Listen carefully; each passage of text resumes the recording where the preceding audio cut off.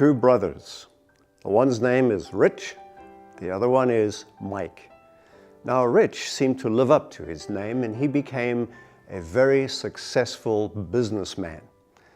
He became wealthy. Everything he touched, it seemed, turned into money.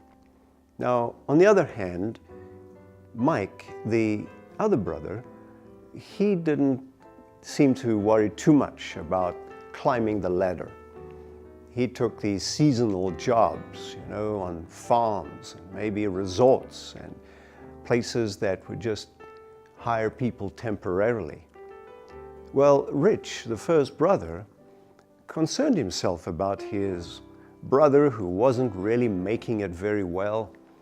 And Rich would send him pictures of things that he had acquired. He might send him a picture of the latest sound system, and he would write under the picture, "My new sound system," hoping that that would kind of make his brother a little envious, and he would begin to aspire for greater things. He would send him a picture of a car, beautiful sports car, and there would be the sign, "Rich's new car." Well, all of that kind of boasting, or whatever purpose it was for, came to an end when Rich received in the mail a tube, and inside the tube was a poster. The poster was sent to him by his brother Mike. And as Rich unfolded the poster, he saw a breathtaking view of Wyoming's Grand Teton National Forest. And as he looked at this magnificent picture, he turned it over, and there in the handwriting of Mike was, "My backyard." Now, we don't want to put down anyone's aspirations for doing well, but what we do believe is important is, where do we find our happiness? What do we pursue for happiness? Where do we hope to find it?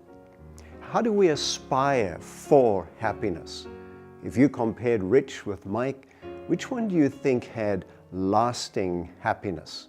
Sure, we have temporary feelings of joy and excitement in acquiring things, and it has its own value. But of far greater value is finding happiness in those things that last, that as it were are recycled, because as the seasons change from summer through fall and winter and spring, it's like new things are brought to us over and over again. And you know what they are? They are God's gifts to us. We don't have to pay anything for it. Look at how the sun brightens up a picture. Look how the shadows made by the sun falling at the right angle creates the most beautiful picture.